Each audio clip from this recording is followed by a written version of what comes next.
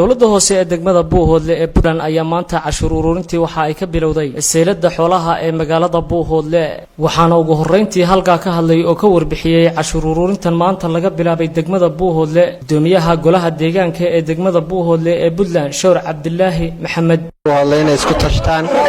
waa cashuur ayagu dhaxooda ay iska bilaabaan doonooyinkiina iyo waraaqihii dowladana aanu ku wareejino neef kastana lacagta ku soo hagaagta ay bixinayaan taasna waxaanu ogeysiinaynaa hay'adaha tii ugu dambeysay ee 60 xabe ee solarka ahayd noo keentay ee imika seelada xoolaha labada xabe uga taagnay waxaanu hay'adaha ka codsanaynaa dadka reer Buuhoodle ee isku tashaday lacagtooda cashuurta aanu uga bilownay inay laamiyo soo dhisaan inay soolaro intii hore kuwa ka badan ay soo siiyaan dowladaha Soomaaliyeed deegaankan waa deegaan aad uga dib dhacay 18 gobol ee Soomaaliya hase ahaatee maanta ay dadku isku dhiiradeen inay sameeyaan isku tashigaas oo ka bilaabmay seelada xoolaha waan uga mahadcelinaynaa waa maalintii cashuurta ay ka dhaqaajinayeen deegaanadooda ha ahaato seelada ha ahaato saribada ha ahaato dukaamada ha ahaato kaantaroolada ha ahaato qaadwalayaasha ha ahaato shirkadaha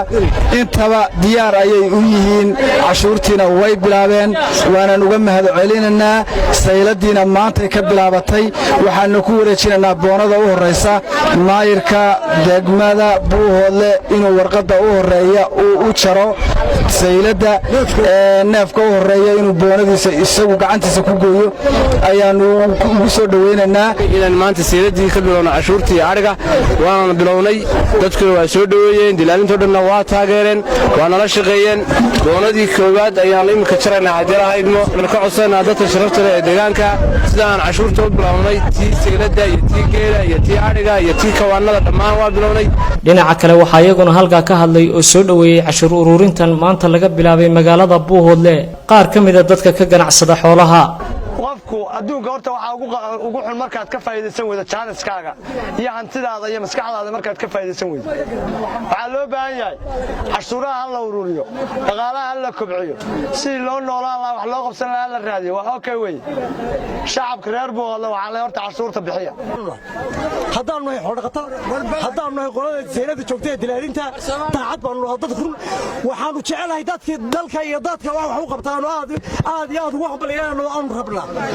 haddaad run noo sheegaysaan waanu la shaqaynaynaa waxaanu isla garanay markaanu muddo badan habsan ahayn oo aanu horumarka ka habsaanay waxa la yidhi caanada tiba dabadood la qabay waxaanu maanta isla garanay inaanu iscashuuro oo aanu cashuurtayada aanu ku tashanno waxaanu cashuuraynaa arigii waxaanu cashuuraynaa guryaha waxaanu cashuuraynaa ganacsiga waxaanu cashuuraynaa qaadka waxaanu cashuuraynaa kontaroolada intaasoo dhan waa isla qaadanay Soomaalidu waxay ku maamaadaa hadii dayax la waayo xidigaha lagu gudaa shirkadaha